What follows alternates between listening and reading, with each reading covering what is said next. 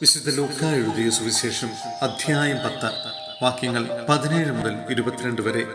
72 പേർ മടങ്ങിയെത്തുന്നു.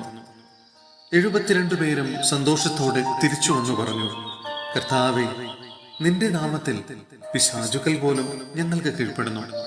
അവൻ പറഞ്ഞു, സാത്താൻ സ്വർഗത്തിൽ നിന്ന് ഇടിമിന്നൽ പോലെ നിപതിക്കുന്നത് ഞാൻ കണ്ടു.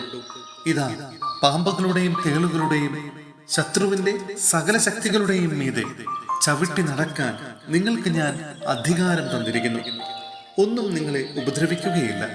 എന്നാൽ പിശാചുക്കൾ നിങ്ങൾക്ക് കീഴടങ്ങുന്നു എന്നതിൽ നിങ്ങൾ സന്തോഷിക്കേണ്ട, മറിച്ച് നിങ്ങളുടെ പേരുകൾ സ്വർഗത്തിൽ എഴുതപ്പെട്ടിരിക്കുന്നു എന്നതിൽ സന്തോഷിക്കുവിൻ. യേശു ആത്മാവിൽ ആനന്ദിക്കുന്നു. ആ സമയം തന്നെ പരിശുദ്ധാത്മാവിൽ ആനന്ദിച്ച് അവൻ പറഞ്ഞു, സ്വർഗത്തിന്റെയും ഭൂമിയുടെയും കർത്താവായ പിതാവേ, അവിടുത്തെ ഞാൻ സ്തുതിക്കുന്നു. എന്തെന്നാൽ അങ്ങ് ഇവ ജ്ഞാനികളിൽ നിന്നും ബുദ്ധിമാന്മാരിൽ നിന്നും മറച്ചു വയ്ക്കുകയും ശിശുക്കൾക്ക് വെളിപ്പെടുത്തുകയും ചെയ്തു. അതേ പിതാവേ, അതായിരുന്നു അവിടുത്തെ അഭിഷ്ടം. എല്ലാ കാര്യങ്ങളും പിതാവ് എന്നെ ഏൽപ്പിച്ചിരിക്കുന്നു. പുത്രനാരെന്ന് പിതാവല്ലാതെ ആരും ഗ്രഹിക്കുന്നില്ല.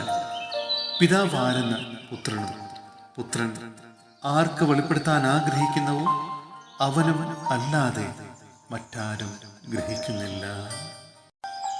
സഹോദരരെ, വിശുദ്ധ പൗലോസ്ലീഹ റോമായിലെ സഭയ്ക്ക് എഴുതിയ ലേഖനം അധ്യായം 15 വാക്യങ്ങൾ 7 മുതൽ 13 വരെ.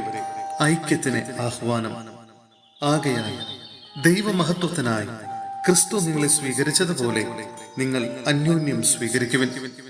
ദൈവത്തിന്റെ സത്യനിഷ്ഠ വെളിപ്പെടുത്താൻ വേണ്ടി ക്രിസ്തു പരിച്ഛേദിതർക്ക് ശുശ്രൂഷകനായി എന്നു ഞാൻ നിങ്ങളോട് പറയുന്നു. അങ്ങനെ പിതാക്കന്മാരോട് ചെയ്ത വാഗ്ദാനം സ്ഥിരീകരിക്കപ്പെട്ടു.